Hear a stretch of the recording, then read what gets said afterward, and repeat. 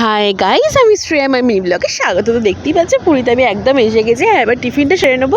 তো লুচি আলুর তরকারি হচ্ছে সবাই মিলে হাতে হাতে করে নিয়েছে। দারুণ জাস্ট হয়েছিল বলতে পারো। মানে ঘুরতে এসে একটা খাওয়া দাওয়ার মজাই আলাদা।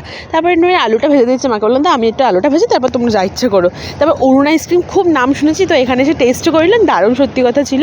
তারপর লাঞ্চে বসে গেছে। আজকে মেনুতে ছিল ভাত, ঝুড়ো ঝুড়ো আলু ভাজা আর মুসুরির ডাল, আর ছিল হচ্ছে ভেটকি মাছের ঝাল।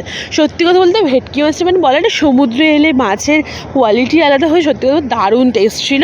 তারপর আমরা রেডি সেডি হয়ে বেরিয়ে গেছি সন্ধ্যেবেলা। আর সকালবেলা একদম সমুদ্রে আসিনি, কারণ আজকেই এসেছি তো আজকে আর ভালো লাগছিল না। তা বড় একটা মিষ্টি খাইয়ে দিল, তারপর চা খেলাম। আর আশা করি আওয়াজটা পাশে শুনতে পাচ্ছে। হ্যাঁ, আমি সমুদ্রের ধারে ভয়েসটা দিচ্ছি, কারণ ঘরে একদম টাওয়ার নেই। তারপর বরের সাথে একটুখানি মার্কেটের দিকে এসেছিলাম, একটু মাছ টাছগুলো দেখছিলাম। সত্যি কথা বলতে মাছের মানে সমুদ্র ধারে এসে মাছ একটু দেখবো না, সে কি এখানে হয় বলো? কিন্তু সত্যি কথা এগুলো আমি খাওয়া একদম প্রেফার করি না, আমার ভালো লাগে না খুব একটা। তো তারপরে থেকে বাসন কোসন সব কিছুই দেখলাম। তারপর আজকে না ফালুদা খেয়েছিলাম। সত্যি কথা বলতে আমি লাইফে কোনো দিন ফালুদা খাইনি, কিরম লাগতো দেখতে, কিন্তু মিথ্যে কথা বলবো না, মানে অসাধারণ টেস্ট ছিল, অসাধারণ। তারপর আজকে রাতের ডিনার ছিল যে চিকেন কষার রুটি, সেটা কিন্তু অতুলনীয় ছিল।